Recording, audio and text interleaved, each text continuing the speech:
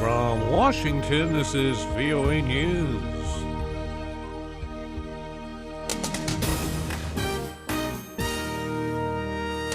I'm Ray Kouguell reporting. 2 rescued in Nepal quake aftermath. Rescue workers pulling 2 survivors Thursday from the rubble of last weekend's devastating earthquake.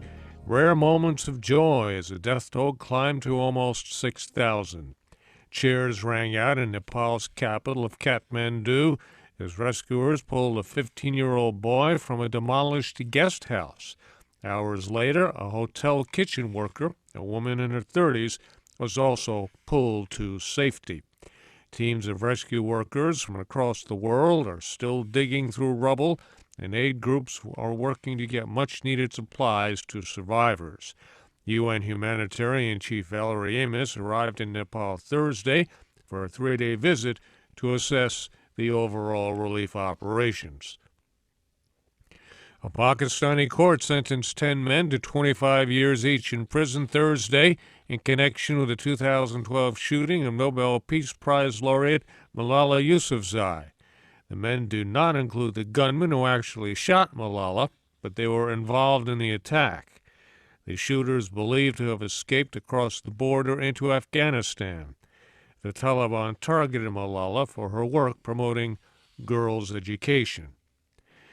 The Nigerian army says it freed another 150 people who were held captive by the militant group Boko Haram. An army spokesman told VOA that troops rescued about 100 children and 50 women on Wednesday as they fought their way through the Sambisa forest in northeastern Nigeria. The army claims it freed 293 girls and women from the forest on Tuesday. Reporters have yet to see the former captives, and the military has released no photos of them.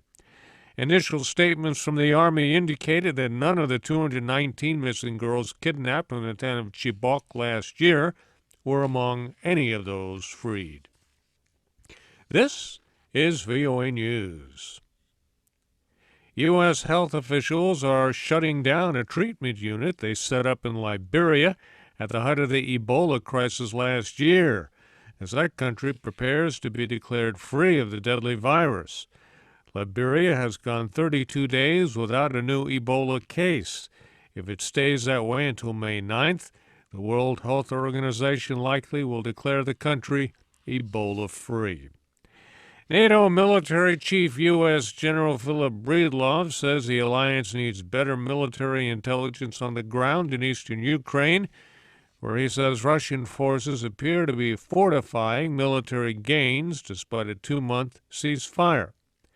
In testimony before the U.S. Senate Armed Services Committee in Washington Thursday, General Breedlove accused Moscow of supplying pro-Russian rebels in Ukraine's east with heavy weapons, training, and mentoring.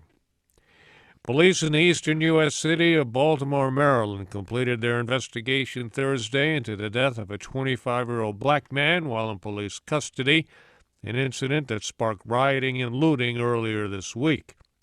They turned the report over to prosecutors and now will decide whether to charge 6 police officers involved in the man's arrest.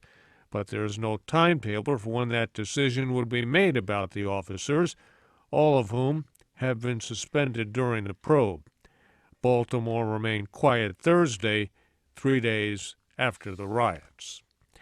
Pakistan condemned the recent spike of violence from the spring offensive the Taliban recently started in Afghanistan.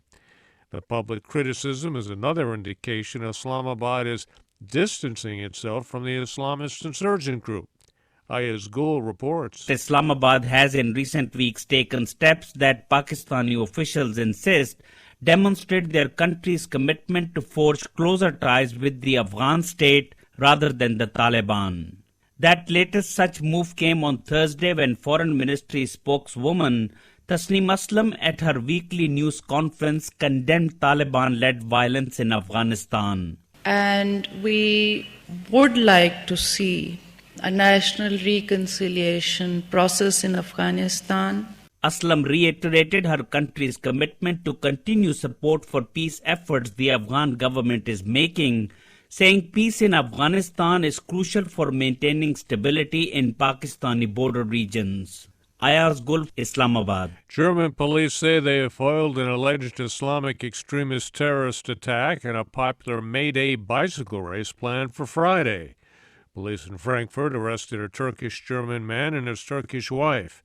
An employee of a hardware store alerted police after the male suspect put an unusually large amount of chemicals that could be used to make explosives.